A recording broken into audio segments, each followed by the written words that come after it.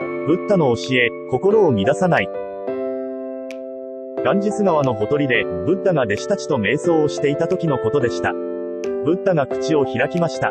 弟子たちよ、修行者としての生き方を教えよう。弟子たちは、ブッダの言葉に耳を傾けました。ガンジス川を流れていく、あの丸太を見てごらん。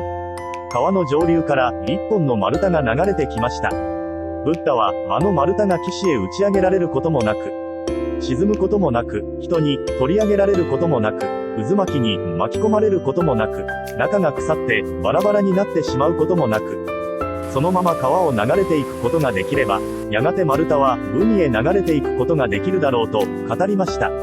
しかし、弟子たちはあまりピンとこない様子でした。そこでブッダは、さらに話を続けました。弟子たちよ、川を流れる丸太は、あなたたち自身を意味していると考えなさい。海へ流れ着くとは、悟りの境地へ到達することを意味する。丸太が岸へ打ち上げられるとは、欲望に負けてしまうこと。沈むとは、怠けること。人に取り上げられるとは、誘惑に負けること。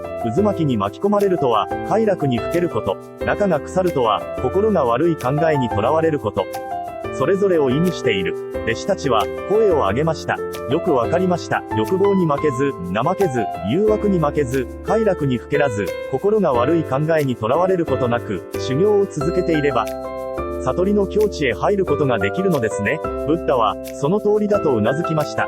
目標を定めたら、その目標へ向かって進む過程で、様々な誘惑や邪魔が入るでしょう。ブッダは、何事にも負けずにまっすぐ進んでいけば、必ず目標に達成できると教えています。そのためには、気持ちを乱さないよう、5つの原因を理解する必要があると教えています。心を乱す、5つの原因。ブッダは、別の説法の中でも、念願が叶えられるかどうかは、すべて心次第だと語っています。この話に出てくる、心を乱す障害は、全部で5つあります。1つ目は、欲望に負けないことです。ブッダは、丸太を夢や願望に例えて、岸に打ち上げられることを欲望に負けることとして教えています。願いが、欲に変わった時に、心が乱れてしまい、達成を困難にさせるという意味です。2つ目は、怠けないことです。ブッダは、沈むことを、怠けることとして教えています。夢や願望を叶えるためには、コツコツとした努力を続けていかなければなりません。その途中で、心が沈み、怠けたいという気持ちが出ると、それだけ達成の道は遠ざかることになります。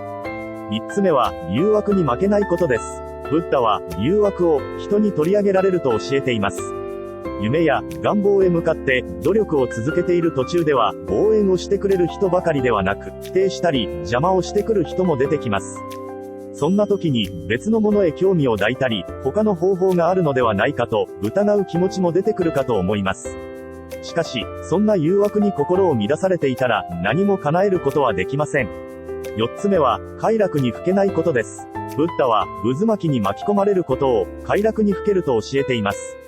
一度、楽な方向に巻き込まれてしまうと、ずるずると深みにはまって抜け出せなくなるものです。5つ目は、悪い考えにとらわれないことです。ブッダは、悪い考えにとらわれることを、中が腐ると教えています。ここで言う、中とは、心のことです。ずるい考えや人を騙してまで自分の望みを叶えようとするような考えは、かえって何も得られなくなると理解をしましょう。ブッダは、人生において、夢や願望を叶えるためには、心を乱さないこと。すべては、心をいかに念願に集中させ続けることができるかだと教えているのです。